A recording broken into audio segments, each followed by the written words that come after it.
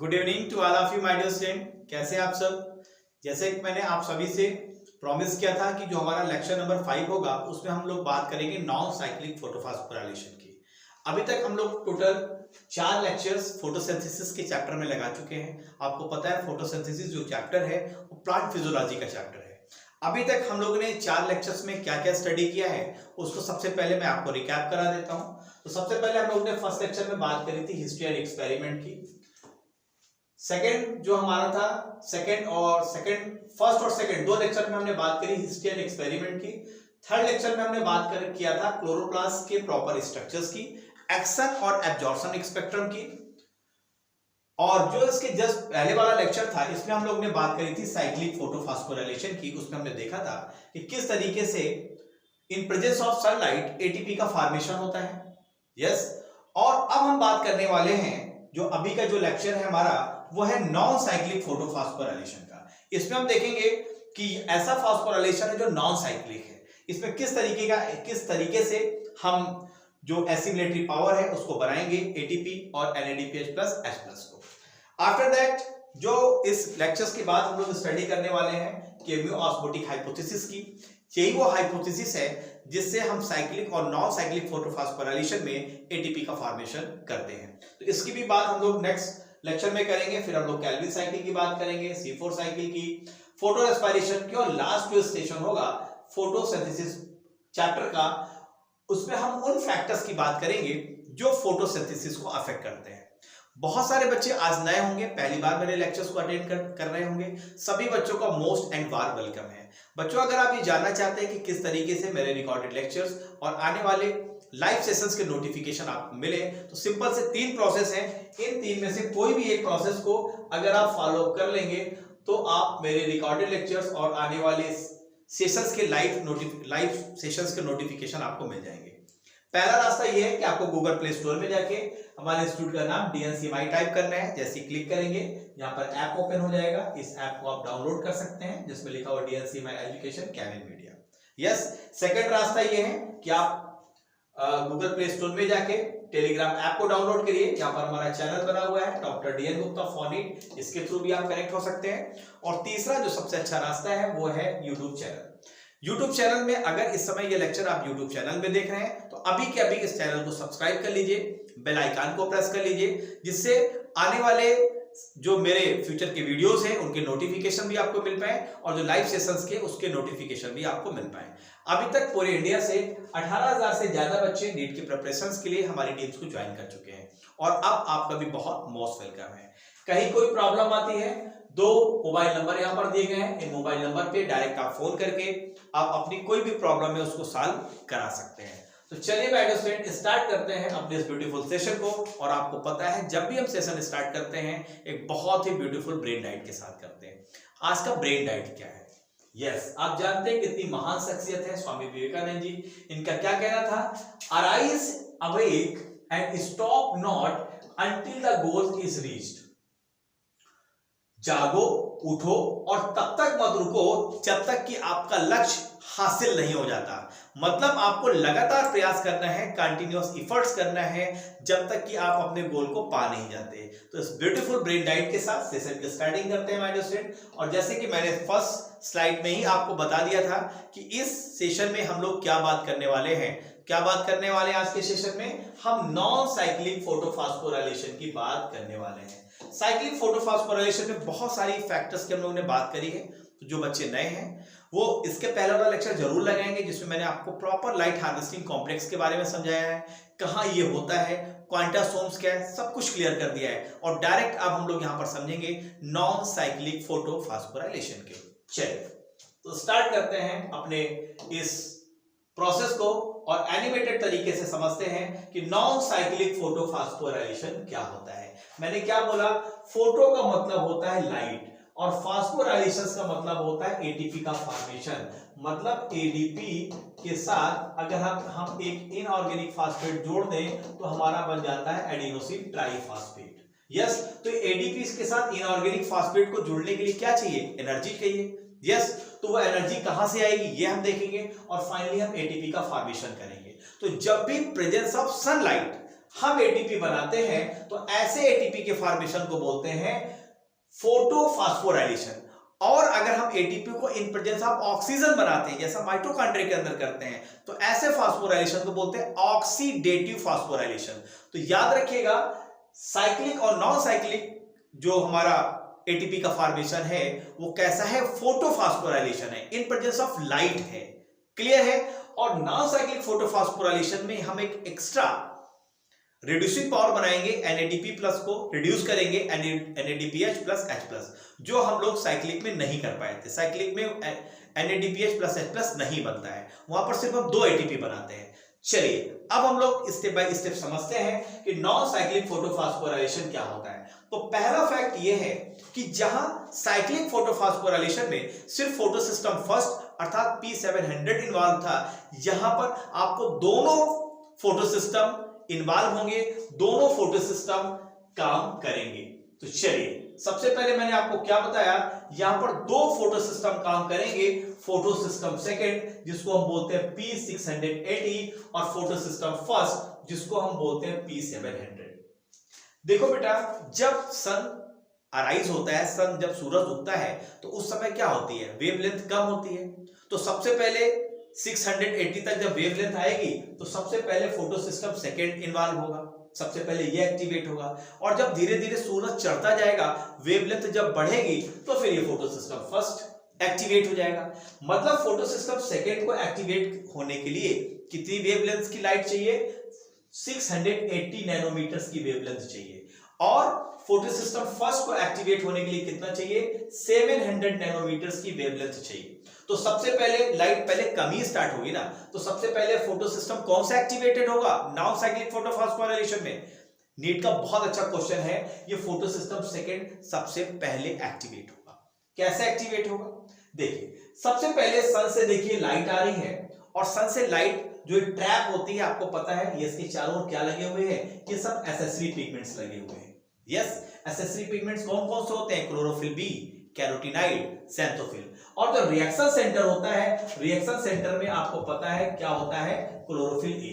चाहे वो photosystem second हो या फोटोसिस्टम फर्स्ट हो, दोनों का रिएक्शन सेंटर सेम होता है। क्लोरोफिल ए यहां पर भी होगा और क्लोरोफिल ए यहां पर भी होगा। चलिए अब क्या हुआ, सन से लाइट पड़ी तो सबसे पहले किसमें पड़ी, हार्वेस्टिंग जो एसेसरी पिगमेंट्स है। तो जब यहां पर लाइट आई तो ये जो एसेसरी पिगमेंट्स है, इसने लाइट को अपने बगल वाले को ट्रांसफर किया, और फाइनली जो फोटॉन है वो रिएक्शन सेंटर अर्थात क्लोरोफिल ए को ट्रांसफर हो गई। क्लियर है। अब देखो इसको थोड़ा सा अगर हम स्टोरी के फॉर्म में समझेंगे तो आपको ज्यादा समझ में आएगा। जैसे सपोज दैट सन से लाइट आई, तो हम ये मान सकते हैं कि सन से जो लाइट आई, तो लाइट आने से क्या होगा कि जो फोटोसिस्टम सेकंड में जो क्लोरोफिल ए रिएक्शन सेंटर है उसमें इलेक्ट्रॉन होते हैं। अब इलेक्ट्रॉन को अगर लाइट मिलेगी, कैसे मिलेगी, सबसे पहले एसेसरी पिगमेंट्स इसको ट्रैप करेंगे लाइट को, और फिर इसको भेज देंगे रिएक्शन सेंटर में। तो रिएक्शन सेंटर में उपस्थित जो इलेक्ट्रॉन है उनको एनर्जी मिली। अब देखो कोई भी बच्चा है घर में, अगर उसको पैसा मिल जाए तो पैसा लेके कितनी जल्दी खर्च करने बाहर की ओर भगता है। या सर नो, आप भी कैसा ही करते होंगे, जब बढ़िया पैसा पापा से मिल जाता होगा चलो इसको खर्च करते हैं। तो ठीक यहां पर भी ऐसा ही होता है कि जब सन से लाइट पड़ती है और यहां पर उपस्थित जो इलेक्ट्रॉन है, जिसमें से 4 इलेक्ट्रॉन को जब एनर्जी मिलती है, पैसा मिलता है, तो ये घर से बाहर आना चाहते हैं। तो क्या होता है, यहां से 4 इलेक्ट्रॉन एनर्जी लेके बाहर निकलते हैं।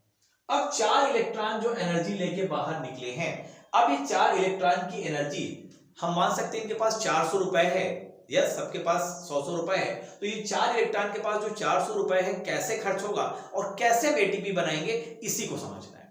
अब देखो जैसे फोटोसिस्टम सेकंड से 4 इलेक्ट्रॉन बाहर निकले तो आपको एक चीज क्लियर हो गई होगी कि यहां पर 4 इलेक्ट्रॉन की जगह खाली हो गई होगी। अब ये घर खाली है भैया, जब भी अगर कोई घर खाली होगा तो लोग उसमें अंदर घुसने का प्रयास करते हैं।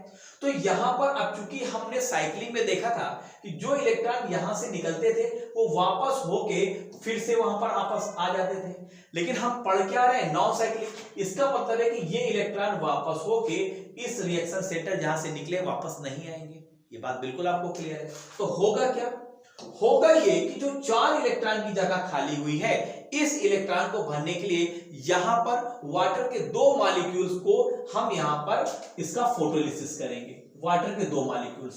तो वाटर के जब 2 मॉलिक्यूल के हम तोड़ेंगे तो इससे क्या बनेगा, 4 प्रोटॉन बनेगा, 4 इलेक्ट्रॉन बनेगा, और ऑक्सीजन एटम के 2 मॉलिक्यूल बनेंगे जो रीअरेंज होके क्या बना लेंगे, ऑक्सीजन गैस बना लेंगे। तो यही तो ऑक्सीजन इवाल्व होती है फोटोसिंथेसिस के दौरान। क्लियर है? लेकिन याद रखिएगा जब भी हम वाटर के मॉलिक्यूल की फोटोलिसिस करेंगे उसके लिए 3 एलिमेंट्स का होना बहुत जरूरी है। पहला मैग्नीज, दूसरा क्लोरीन और तीसरा कैल्शियम। माय डियर स्टूडेंट, बहुत इंपॉर्टेंट ये पॉइंट है और यहां से कई बार क्वेश्चंस पूछे गए हैं, तो इसको याद रखिएगा। कौन कौन से एलिमेंट्स हैं? मैग्नीज, क्लोरीन और कैल्शियम। ये 3 वो एलिमेंट्स हैं जो वाटर की फोटोलिसिस कराने में मदद करेंगे। और फाइनली ये जो 4 इलेक्ट्रॉन हैं, यही 4 इलेक्ट्रॉन उस जगह में आ जाएंगे जहां से 4 इलेक्ट्रॉन बाहर निकल गए थे, मतलब उनकी घर में उस जगह पे ये कब्जा कर लेंगे। अब जब ये कब्जा कर लेंगे यहां तक घर भर जाएगा। अभी 4 इलेक्ट्रॉन अगर वापस आना भी चाहेंगे तो इनको घर के अंदर खाली जगह मिलेगी नहीं। ये बात क्लियर है? इसलिए जो आगे हम जो प्रोसेस दिखाएंगे वो नॉन साइक्लिक होगा। कैसे होगा? आपने समझा कि जो 4 इलेक्ट्रॉन ये 400 रुपए एनर्जी लेके बाहर निकले हैं, इस पर किसी की नजर होगी, कोई इसको क्या करेगा, इनको पकड़ेगा। तो सबसे पहले कौन इसको पकड़ेगा? सबसे पहले इसको प्राइमरी इलेक्ट्रॉन एक्सेप्टर पकड़ेंगे। और याद रखिएगा नॉन साइक्लिक फोटोफॉस्फोराइलेशन में जो प्राइमरी इलेक्ट्रॉन एक्सेप्टर है, यहां से क्वेश्चन पूछा जाता है, ये होता है फियोफाइटिन। एक क्वेश्चन नीट का बहुत अच्छा यहां से फ्रेम हो सकता है। फियोफाइटिन नॉन साइक्लिक फोटोफॉस्फोराइलेशन का प्राइमरी इलेक्ट्रॉन एक्सेप्टर है। अब ये इसने क्या किया, इलेक्ट्रॉन को इसने क्या कर लिया, इसने इसको रिसीव कर लिया। क्यों रिसीव कर लिया? भैया इनके पास पैसा है, 400 रुपए है। अब देखो क्या होगा, ये जो प्राइमरी इलेक्ट्रॉन एक्सेप्टर है इन इलेक्ट्रॉन्स को एक प्रॉपर इलेक्ट्रॉन ट्रांसपोर्ट चेन में भेज देगा। इलेक्ट्रॉन ट्रांसपोर्ट चेन किसकी बनी है? प्लास्टोक्विनोन, साइटोक्रोम B6 और साइटोक्रोम BF और प्लास्टोसाइनिन की, PC प्लास्टोसाइनिन की। अब क्या होगा, जब ये प्राइमरी इलेक्ट्रॉन इन 4 इलेक्ट्रॉन को इस इलेक्ट्रॉन ट्रांसपोर्ट चेन में डालेगा तो आप देखिए यहां पर क्या होगा कि जो 4 इलेक्ट्रॉन की एनर्जी है, इनके पास पैसा है ना, तो यही एनर्जी खर्च होगी और यहां पर क्या होगा, एक ADP इनऑर्गेनिक फॉस्फेट के साथ रिएक्ट करेगा और फाइनली पहला ATP यहां से बन जाएगा। और ये प्रोसेस कैसे होगी? इस प्रोसेस को बोलते हैं cameo osmosis process. Cameo osmosis process का जो नेक्स्ट हमारा लेक्चर है उसमें मैं बहुत डीप तरीके से आपको इस प्रोसेस के बारे में बताना चाहता हूं। सिर्फ आप यहां पर ये समझिए कि पहली बार ATP का फॉर्मेशन देखो नॉन साइक्लिक फोटोफॉस्फोराइलेशन में यहां पर हो गया। कैसे हो गया? क्योंकि ये जो 4 इलेक्ट्रॉन एनर्जी लिए थे, इसी एनर्जी का यहां पर यूज हुआ केमियो ऑस्मोसिस प्रोसेस में और फाइनली ATP का फॉर्मेशन हो गया। अब बेचारे 4 इलेक्ट्रॉन के पास जितनी एनर्जी थी सबकी सब खर्चा। अब सबकी सब खर्चा हो गई तो 4 इलेक्ट्रॉन के पास कोई भी एनर्जी बची नहीं। अब ये 4 इलेक्ट्रॉन के पास एनर्जी बची नहीं तो ये वापस फिर से यहां आना चाहते हैं, लेकिन यहां तो जगह भर चुकी है क्योंकि जो हमने वाटर का मॉलिक्यूल स्प्लिट किया था ये 4 इलेक्ट्रॉन यहां पर कब्जा कर चुके हैं। तो अब इनको वापस जाके घर में जगह मिलेगी नहीं। अब क्या करेंगे? अब ये किसी दूसरे के घर में इनकी निगाह होगी। तो जब ये प्लास्टोसाइनिन से इलेक्ट्रॉन को रिसीव करेगा तो यहां पर देखिए फोटो सिस्टम फर्स्ट है। ये फोटो सिस्टम कब एक्टिवेट हुआ था? जब सन की लाइट की वेवलेंथ कितनी थी? 680। अब जैसे जैसे सूरज ऊपर की ओर चढ़ेगा तो उसकी वेवलेंथ भी बढ़ेगी। आप देखिए धीरे धीरे क्या होगा, सन से जो लाइट आ रही है उसकी वेवलेंथ आप देख रहे हैं कितनी हो जाएगी? 700। और अब हमारा फोटो सिस्टम फर्स्ट यहां पर ये एक्टिवेट हो जाएगा क्योंकि ये लाइट एब्जॉर्ब करके ये जो एसेसरी पिगमेंट्स हैं वो भेज देंगे रिएक्शन सेंटर क्लोरोफिल ए, और क्लोरोफिल ए में उपस्थित जो इलेक्ट्रॉन है अब उनको एनर्जी मिल गई। ठीक जैसे इस तरीके यहां से इलेक्ट्रॉन बाहर गए थे, ठीक वैसे ही यहां से भी इलेक्ट्रॉन फोटो सिस्टम फर्स्ट से 4 इलेक्ट्रॉन बाहर चले जाएंगे और 4 इलेक्ट्रॉन की जगह यहां पर खाली है। इस जगह पर किसकी निगाह है? यही 4 इलेक्ट्रॉन्स की तो है जो यहां पर एनर्जी खो चुके हैं।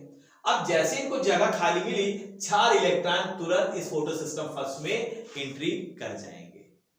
क्लियर है? देखो सीट की कितनी लड़ाई है। यहां पर खाली हुआ, वाटर के मॉलिक्यूल ने कब्जा कर लिया। अब इन 4 इलेक्ट्रॉन के पास एनर्जी बची नहीं, अब ये भी कहीं जाना चाहते हैं, यहां पर खाली जगह मिली, यहां पर इन अंदर आ गए। अब यहां से जो 4 इलेक्ट्रॉन बाहर निकले हैं इनके पास क्या है? एनर्जी है। अब ये 4 इलेक्ट्रॉन की एनर्जी है, इनको कौन रिसीव करेगा? तो याद रखिएगा यहां पर फोटो सिस्टम फर्स्ट में NADP रिडक्टेज एंजाइम होता है जो फोटो सिस्टम सेकंड में नहीं होता। इसीलिए फोटो सिस्टम फर्स्ट का एक ये भी कैरेक्टरिस्टिक्स है कि यहां पर पहली बार हम एक रिड्यूसिंग पावर को बनाएंगे। तो यहां पर NADP के 2 मॉलिक्यूल्स हैं और ये 2 मॉलिक्यूल इस 4 इलेक्ट्रॉन को क्या करेंगे? रिसीव करेंगे, 4 इलेक्ट्रॉन को रिसीव करेंगे। यस, अब देखिए 4 इलेक्ट्रॉन को जब रिसीव करेंगे तो भैया NADP को अभी रिड्यूस होने के लिए 4 प्रोटॉन भी तो चाहिए, यस और नो?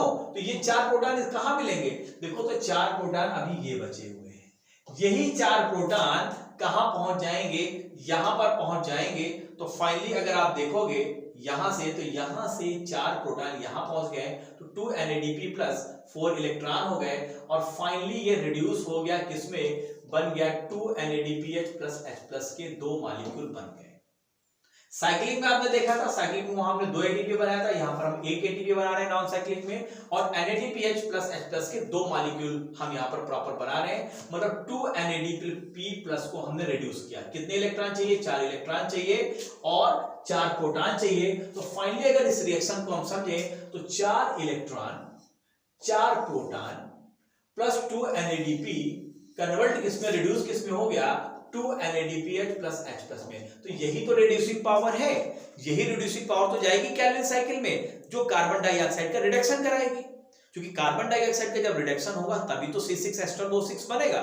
क्लियर है मेरी बात? तो याद रखिएगा नॉन साइक्लिक फोटोफॉस्फोराइलेशन में ही वाटर की फोटोलिसिस हो रही है। पहली चीज, यहां पर जो भी इलेक्ट्रॉन जहां से निकल गए वापस अपने घर पे नहीं पहुंच रहे हैं। यस, और फाइनली यहां पर हम 1 ATP और 2 NADPH प्लस H प्लस के मॉलिक्यूल बना रहे हैं जो कि 2 NADPH प्लस H प्लस क्या है? रिड्यूसिंग पावर है और ATP एनर्जी की जरूरत पड़ेगी जब हम कैल्विन साइकिल में प्रॉपर रिडक्शन करेंगे। तो फाइनली हमने यहां पर देखा कि जो हमने LC मिलिट्री पावर एक ये बनाई और एक हमने यहां बनाई, तो 2 मॉलिक्यूल हमने इसके बनाए और ATP का 1 मॉलिक्यूल बनाया। अब अगर हम फाइनल देखें तो इस स्कीम को हम जेड स्कीम भी बोलते हैं। इस प्रोसेस को जेड स्कीम क्यों बोलते हैं? देखो यहां पर आपको लगेगा एक ऐसे ऐसे ऐसे, तो क्या ये स्ट्रक्चर ये N नहीं है? तो N को अगर हम इस तरह कन्वर्ट कर दें तो क्या ये जेड जैसा नहीं दिखेगा? तो दैट इज व्हाई ये जो रिएक्शन है जेड जैसी है, इसीलिए इस प्रोसेस को हम लोग जेड स्कीम के नाम से भी जानते हैं, नॉन साइक्लिक फोटोफॉस्फोराइलेशन को। That is why we also called Z scheme. Clear है बेटा? तो अभी इसके पहले मैंने साइक्लिक पढ़ाया था, यहां पर आपने अंतर क्या देखा? पहला अंतर ये देखा कि नॉन साइक्लिक फोटोफॉस्फोराइलेशन में वाटर की फोटोलिसिस होती है और इसमें ऑक्सीजन इवाल्व होती है जो साइक्लिक फोटोफॉस्फोराइलेशन में नहीं थी, पहली चीज। दूसरी चीज, जो भी इलेक्ट्रॉन चाहे यहां से निकले या यहां से निकले, कभी भी लौट के अपने घर पे नहीं आएंगे, इसलिए इस प्रोसेस को हम बोलते हैं नॉन साइक्लिक फोटोफॉस्फोराइलेशन। फॉस्फोराइलेशन इसलिए बोल रहे हैं क्योंकि हम यहां पर ATP का फॉर्मेशन कर रहे हैं, इन प्रेजेंस ऑफ सनलाइट कर रहे हैं। That is why this process is photophosphorylation. Yes, तो ये बहुत सारे पॉइंट्स थे। फाइनली अगर हम कुछ पॉइंट्स को और देखना चाहें तो डिफरेंस क्या है साइक्लिक और नॉन साइक्लिक में, कि नॉन साइक्लिक में यहां पर वाटर की फोटोलिसिस होती है और ऑक्सीजन इवाल्व होती है। सेकेंड पॉइंट, यहां पर जो एसिमिलेटरी पावर है वो है NADPH प्लस H प्लस और ATP। तीसरा, यहां पर दोनों फोटो सिस्टम इन्वॉल्व होते हैं, फर्स्ट और सेकंड, जबकि हम साइक्लिक में देख रहे थे वहां पर सिर्फ फोटो सिस्टम फर्स्ट ही इन्वॉल्व हो रहा था। तो ये बेसिक डिफरेंस है। तो आई होप आपको ये समझ में आया होगा माय डियर स्टूडेंट कि ये नॉन साइक्लिक फोटोफॉस्फोराइलेशन कैसे होती है। बहुत ही बेहतर तरीके से हम लोगों ने समझा। अब जरा हम दोनों साइक्लिक और नॉन साइक्लिक के बीच में थोड़ा सा डिफरेंस देख लेते हैं कि क्या डिफरेंस आपको मिले, क्योंकि साइक्लिक हम लोग ने इसके पहले लेक्चर में देखा था और नॉन साइक्लिक अभी देख लिया। तो साइक्लिक में आपने क्या क्या देखा था? वहां पर सिर्फ फोटो सिस्टम फर्स्ट इन्वॉल्व था, इलेक्ट्रॉन एक्सपेल हो रहे थे फोटो सिस्टम फर्स्ट से, यस, P700 से। वहां पर फोटोलिसिस ऑफ वाटर और ऑक्सीजन के एवोल्यूशन नहीं हो रहा था, NADP वहां पर रिड्यूस नहीं हो रहा था, सिर्फ 2 ATP के मॉलिक्यूल बन रहे थे। और यहां पर जो फोटो सिस्टम फर्स्ट था वो 680 नैनोमीटर्स की ज्यादा वेवलेंथ ऑफ लाइट में ही एक्टिवेटेड हो रहा था, मतलब 700 की वेवलेंथ पे एक्टिवेटेड हो रहा था। अब अगर हम नॉन साइक्लिक में देखें आपको, तो पहला तो पॉइंट आपको मिलेगा कि यहां पर दोनों फोटो सिस्टम इन्वॉल्व है, फर्स्ट और सेकंड। इलेक्ट्रॉन क्लोरोफिल 686 स्प्रेड हो रहे हैं, यस, और साइक्लिक बैक होके फिर नहीं आ रहे हैं, क्योंकि जो वाटर का फोटोलिसिस करते हैं उसके इलेक्ट्रॉन उस जगह को भर लेते हैं। दूसरा, फोटोलिसिस ऑफ वाटर और ऑक्सीजन के एवोल्यूशन मिल रहा है जो नॉन साइक्लिक में नहीं था, सॉरी साइक्लिक में, हाँ साइक्लिक में नहीं था, नॉन साइक्लिक में है। यहां पर NADP को हम रिड्यूस करके NADPH प्लस H प्लस बना रहे हैं, कितने मॉलिक्यूल, 2 मॉलिक्यूल बना रहे हैं। और लास्ट पॉइंट है, ये 680 नैनोमीटर से भी कम लाइट पे ये एक्टिवेटेड हो जा रहा है non cyclic photophosphorylation.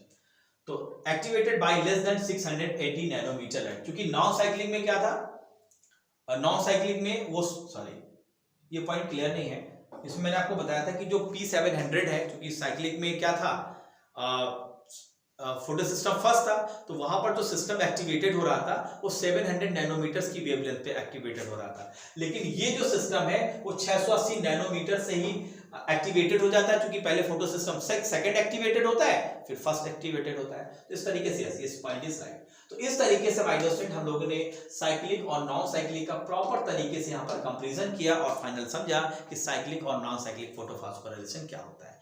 Next topic में हम लोग बात करेंगे केमियो ऑस्मोटिक हाइपोथेसिस की, जिसमें मैं आपको बताऊंगा कि किस तरीके से एटीपी का फॉर्मेशन थायलाकोइड मेम्ब्रेन में होता है। तो अगर माय डियर स्टूडेंट आपको लेक्चर अच्छा लगा हो तो आपको करना क्या है, लाइक करना है, शेयर करना है अपने दोस्तों के साथ, यस। और मिलते हैं नेक्स्ट लेक्चर में, तब तक के लिए bye bye, see you, good night, bye.